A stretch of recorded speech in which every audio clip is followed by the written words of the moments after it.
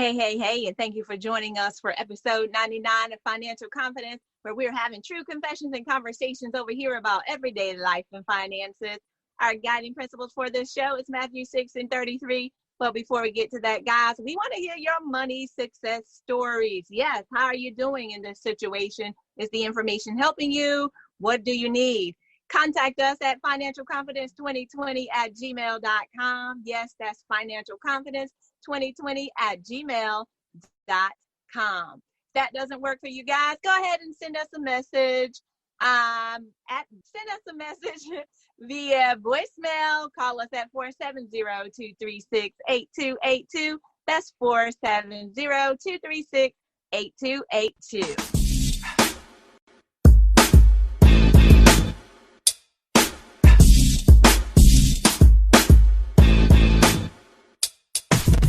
Guys, I want to remind you of the guiding principle for our show, which is Matthew 6:33.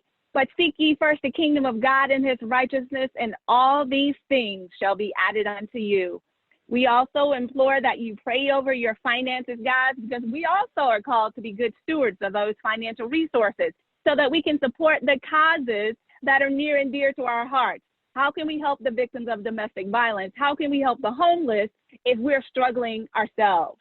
So guys, if you will, take a moment and bow with me. Lord, help us to value the things in this world that are really valuable. That's our relationship with you, our lives, and our families. Help make us responsible stewards of your financial resources, and let us trust your holy word. Eternal glory in our son Jesus' name we pray. Amen. Amen. All right, guys, we are super excited to have in the podcasting studio today award-winning financial education expert, Sam X. Rennick. He's not only he's not only an expert there, but he's an author, he's a songwriter, he's a social entrepreneur. Guys, he does it all. So I want you to be so super excited with me. Get your pen and your paper. You're going to get some notes today to help you and the kiddos, yes, the kiddos, so that they can do the things that they need to do as well as they're preparing not only for the short term, but also the long term. Hello, Sam. How are you? Hey, both Sam and Sammy Rabbit are doing Sammy-rific. Lynn, thank you so much for having us and for your positive energy. I think you could single-handedly knock out the coronavirus by yourself with all your positivity. Thank you. Oh, awesome. Well, it's such a pleasure to have you in the podcasting studio. We appreciate you coming on to share with us today. Guys, if you don't know, Sam's going to share about himself. But guys, we have a true heavy hitter on the podcast today who's been in this financial literacy game for a long time. So I definitely implore you to make sure you download this, you subscribe, you listen to it over and over and over as you go through this process, guys, because this is nothing but information that's going to be game-changing for your family if and only if you implement. So Sammy, Sam, Sammy the Rabbit is his character. He's going to talk about that in just a second. But as we move forward, what we want to do is to let our audience know a little bit about you. So what was your relationship like with money when you were a kid? It was all about working to get it. We didn't have any. Awesome. It was, it's one of the things, if somebody asks me what is my purpose here in life, I think it's to, help motivate parents and educators to talk to kids about money. That's what my father did with me. I think that's why this issue resonates so deeply with me. And what was, I think, farsighted or unusual was that we were hovering. There were 7 of us in a house, believe it or not, with one bathroom. It was only 2 bedrooms, 1 telephone, 1 car. And we were hovering. I discovered when I went to college, I'll never forget this economics course. And they said, I don't know why the professor brought this up, but he said, the poverty line is at this dollar amount. And for some reason, I had this general idea of what our family brought in. I thought, oh my goodness, we're hovering at the poverty line. But through all of that, Right. My father was regularly talking to us about the idea that if we worked hard, if we got an education, we could have anything we want, including more money, which, allows you to have more freedom, more choices, more security, and all the things that it brings. And something you mentioned to begin with, it better positions you to be able to give to others responsibly. So, it was that's what it was all about. I wanted to get some. I thought that might be. Yes. I thought that might be helpful in getting out of this small house where everybody was, jammed on top of each other. If I could, figure out how to earn some money, and also contribute to the family's welfare and all that good stuff. So, that's what it was about. Awesome. So thinking along those lines, how did you get some? How did you start earning money? Did you get a first job? What did that look like for you? That's something, I think our father, again, and our mother supported as well, was he developed this hustle attitude, this entrepreneurial spirit into us when we were kids. So, we would wash family members' cars. I had a lawn mowing route. I tried all kinds of different things as a kid, and then I forget my first professional kind of job, but I do remember being in college, being in a bank teller as part of a part-time program, and then that led to an internship with a technology company called TRW. And I actually ended up going to work there full time when I graduated from Loyola Marymount here in Los Angeles. And one of the probably the smartest things I did from a financial standpoint, which affects every other aspect of your life and your well-being, is when I got that first job, I put a third of what I made into saving and investment programs. And I did that for the entire time I was in corporate America, which was 12 years. And guess what? That muscle, that financial muscle, it grew. And my pile of savings and investments, it grew. Now, I wasn't Bill Gates, so I didn't become a billionaire. But what I did do is I created a lot more choices, financial freedom for myself, so I could explore other endeavors and have more control over my own time. It's one of the things that actually led me eventually to the path I'm on now. So that's kind of a short, long story. Awesome. So going back, because you brought out a very important point when you shared that you put away about a third of your money for saving and investing. What would you say triggered that for you? Because that's uncommon. Most people say, hold up, wait a minute, I'm living paycheck to paycheck right now, and you're asking me to put back a third of that. So what was the thinking? What was the mindset that you had at that time that led you to move down that path? There was a lot of things that contributed to that. When you think about education and take a deep dive into it, one of the things you realize is it's a process. And there's a lot of layering that goes on. So I think, in giving this a lot of thought, it started with those conversations with my father. And then I remember at maybe somewhere between 10 and 12, he introduced me to a book called The Richest Man in Babylon. I must have been the only 10-year-old in the world reading that book. But I did, and that led me to reading more and more books on a regular basis. And then I was very fortunate in this respect that I went to work for this Fortune 100 company. They were in aerospace. It was a little bit ironic because even to this day, I have a hard time screwing in a light bulb. But fortunately, I was on the business side, and I was surrounded there in what I would call a financially literate environment. This is back in 1980. The company had investment clubs. One of the first things they did when they onboarded you is they had their own credit union. It said, hey, these are the benefits of being a member of a credit union. So when you went to lunch in the cafeteria, people talked about money. And these people, they were the top scientists and engineers in the world. They just, would work 60 to 70 hours a week. But for fun, in addition to that, on weekends, they had other businesses. And so they would operate those businesses, or they would own real estate. And so you were involved in these types of conversations. So I think it was all those factors. And then don't underestimate this factor. And that's the 7 people in one house factor.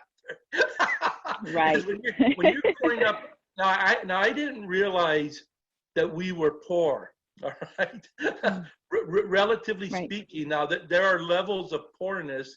So I never missed a meal. All right. So we weren't that poor. But if I'd asked my dad back in the day for a dime, and a dime could buy you a soda or a bag of potato chips or whatever, he would say, no, we don't have any extra money, or what people call discretionary income. But interestingly enough, if I said, Dad, I have a job to wash 2 or 3 cars and I need some soap, he would say, we'll get you some soap. And so he would find a dime for that. But So there was a certain priority that was implemented. Yeah. And then, you can take things, even the coronavirus, these things have energy, just like you have all this energy. You've already transitioned a lot of it to me. I'm usually a pretty positive person, but I feel like my positivity right now is at like tenfold, just having, been greeted by you. And so for me, wanting to get out of that house and have a little of my own space, I knew I was going to have to save and work hard and invest to do that. So that was something that informed me, it motivated me, it drove my behavior. Plus, even though we didn't have money, no one ever told me, Sam, you can't save, you can't invest.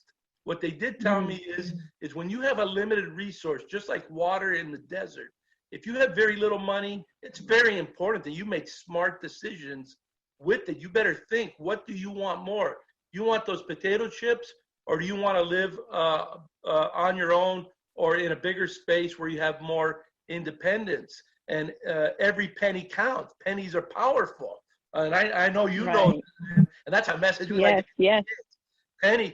Pennies are powerful. And it's not so much because pennies are a lot of money, but it's because if you respect a penny, then there's a good chance you're going to respect a nickel, which means you're going to respect the dime, which means these things are habitual. That's why Sammy the Rabbit, our character, he's very focused on habits.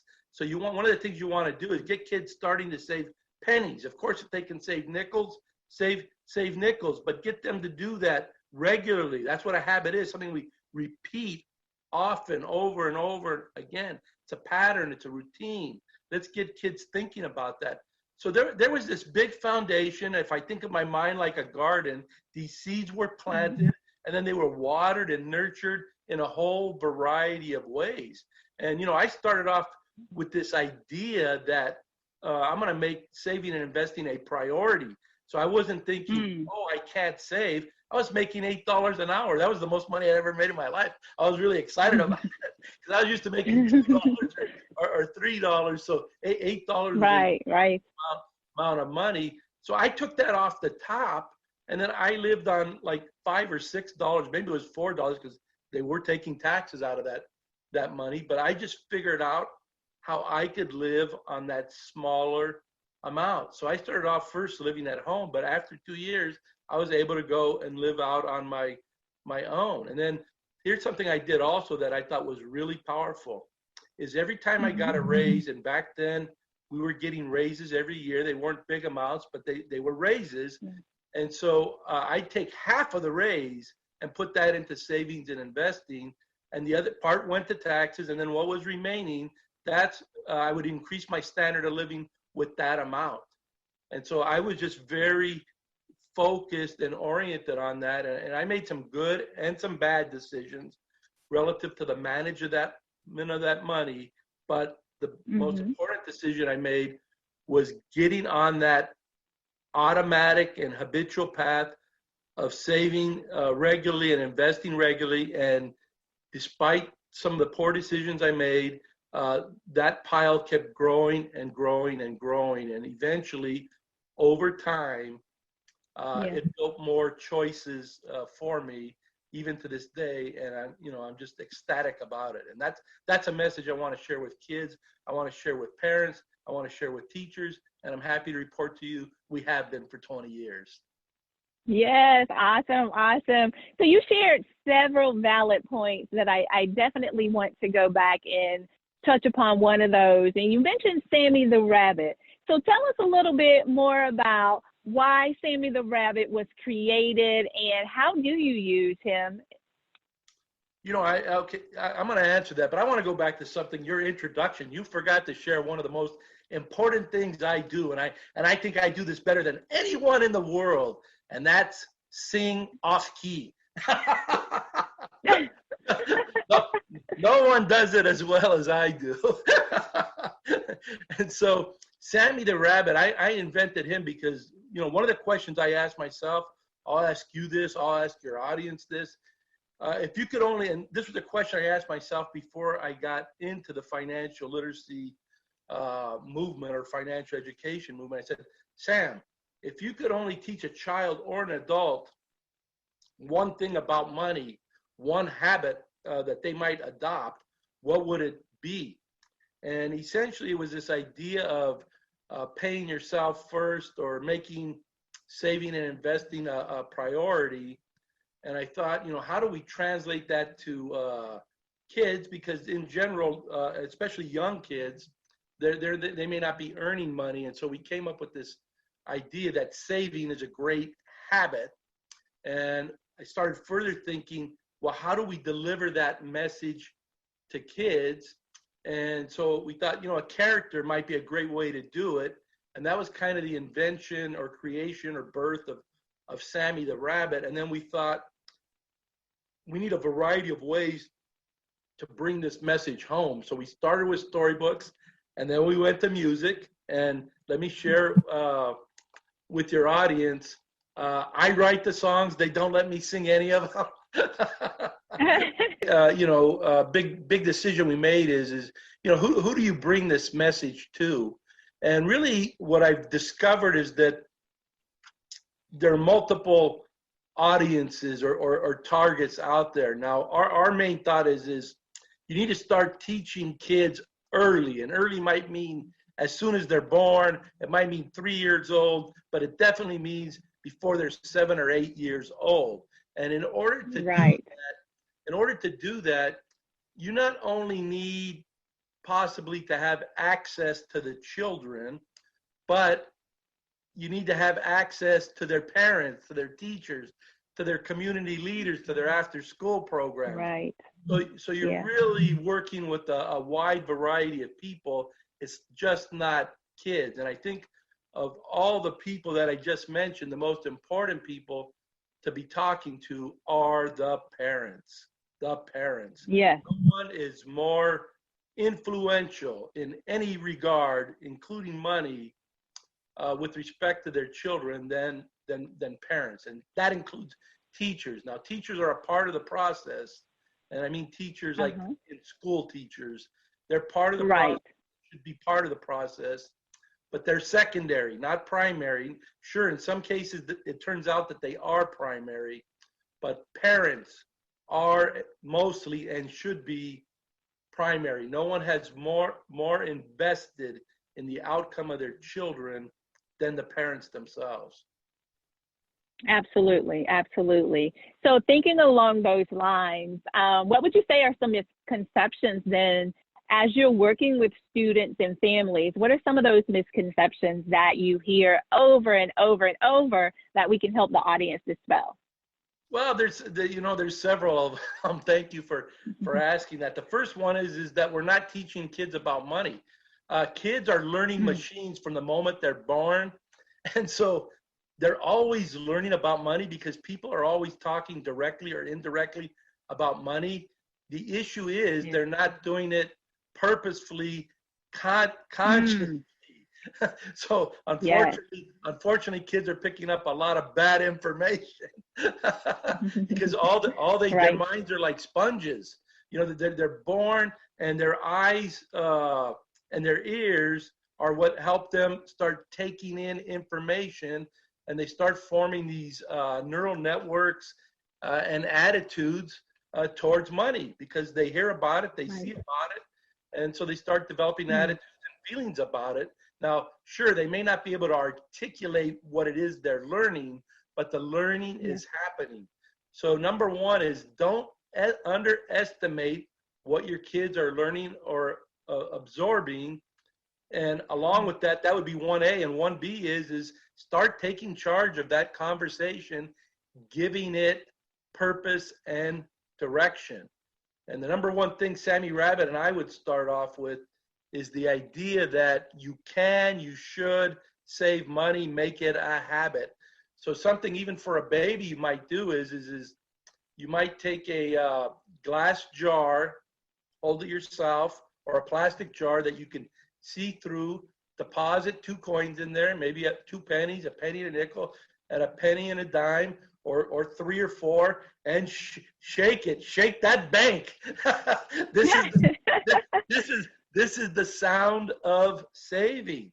And then maybe right in front of them, you take that penny, you make a little hole in that savings jar and drop it in and say, saving money is fun. And then shake that penny. Okay, so these are little simple, easy, executable strategies that start to share feelings and start to develop mindsets. If you use a computer analogy, start to inject and impart and install the software in their thinking so that they develop a positive and strong relationship with money. So, you know, the Demons, Lynn, is that how you pronounce your last name? Yes, Demons, great. No demons here, Demons, yes. Demons. Okay. So, you know, you can add along to that, the Demons are savers. Okay. Yes. The Demons are asset builders. The Demons make good money choices. These are short, simple sayings. So when your child is able to write, you can have them trace those sayings. So now, you know, there's a big language gap just in general, let's say between families that have a lot of money and families that have a little bit of money. And that language gap is probably exacerbated when it comes to the language of money and how we talk about it. So it doesn't have to be that way. That's something that we can take control of.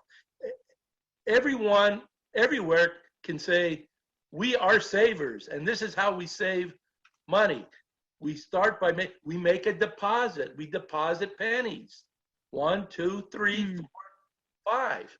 You know, and one of the exciting things that you'll find in Sammy Rabbit's signature song, Get in the Habit, is that when you make a habit of saving, like Sammy the Rabbit, you can watch your savings grow and grow and grow. That's an exciting thing. That builds independence. That builds financial wellness. That builds security. Start with pennies and see what you can do. And you know what? If you don't underestimate your kids, they will amaze you. By the time they're 5, by the time they're 10, by the time they're 25 or 35, they may be buying you your dream home. You don't cut that possibility off by saying, "Oh, we can't." Awesome. So that's one big thing. That's a pet peeve of mine. It really disappoints and discourages me when I hear parents or teachers sharing with their children that they're not able to save. When you think about it, there really isn't any. Maybe the parents, for whatever reasons, are unable to save a penny or a nickel a day or a week or whatever it is. But there really isn't any reason a child can't save. A child doesn't have expenses. So they can save pennies. They can save birthday gifts. They can save Christmas gifts. Yeah. They can save other givings that people offer them. And, you know, if they do, this is going to have an impact on their thinking, their feelings, and their relationship with money. But we have to take charge of it. We have to install that thinking in their minds and in their heads and their hearts. That's what we say. And I want people to know this. This is another big misconception is some people are waiting for quote unquote access. Let me say this: if you have a cell phone, you have access to some of the best education on money that the world has to offer. And so, Absolutely. so what that means is you have access right now. So you don't have to wait for you don't have to wait for anyone. All you have to do is make a choice to Google search Sammy Rabbit or Lynn Demons or financial education, whatever it may be. And it is there right now today. I can assure you that. It doesn't matter if you're in Los Angeles, if you're in India, wherever you are. And if for some reason you don't have access, go to your local library, go somewhere. Integrate, and this is something that you can start today with the coronavirus stay at home learning.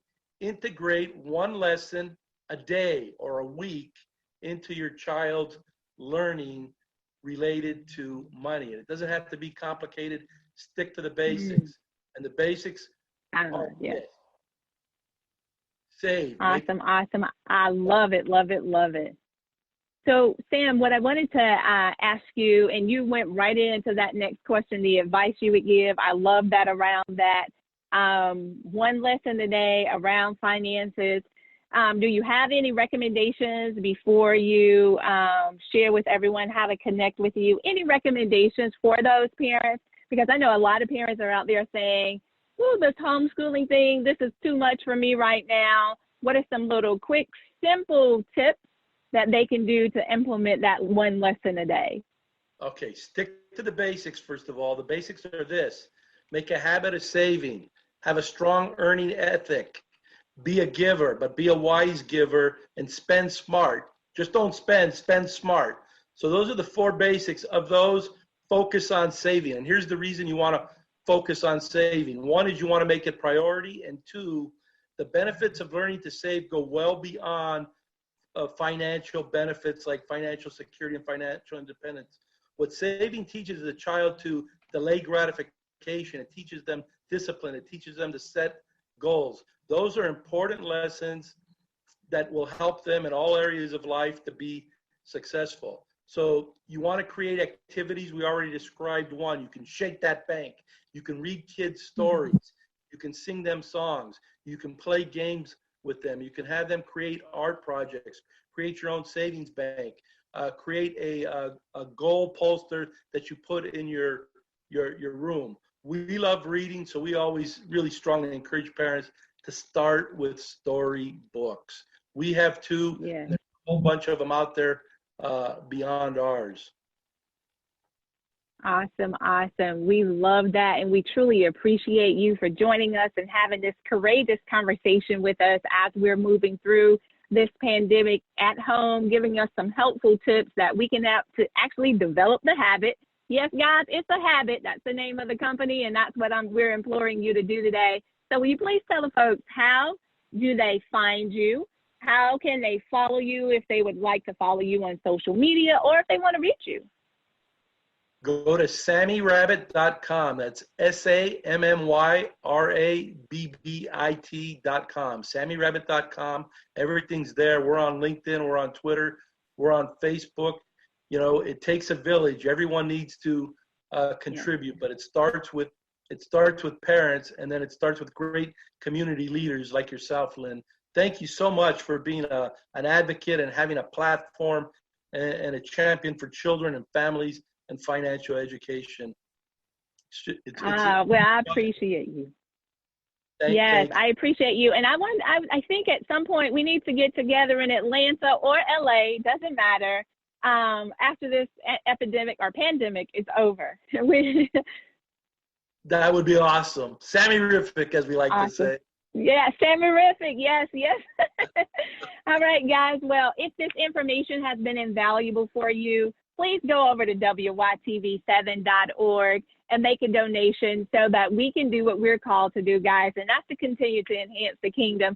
We thank you so much for tuning in to Financial Confidence, where we're helping you to make your money, keep your money, and grow your money so you can do the things that you're called to do. That's to build generational wealth and leave an inheritance for the children's children.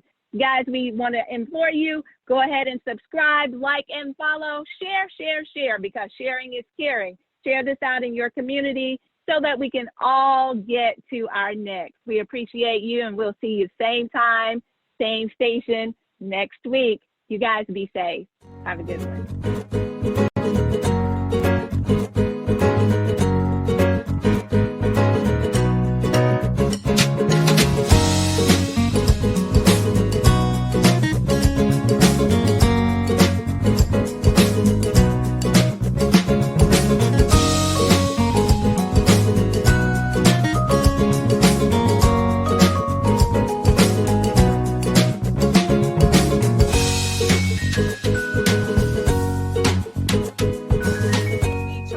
Information has been invaluable to you. If it has, guys, go over to WYTV7.org, leave a donation so we can continue to do what we're called to do. That's to enhance the kingdom. We thank you so much, guys, for being here, joining us for Financial Confidence.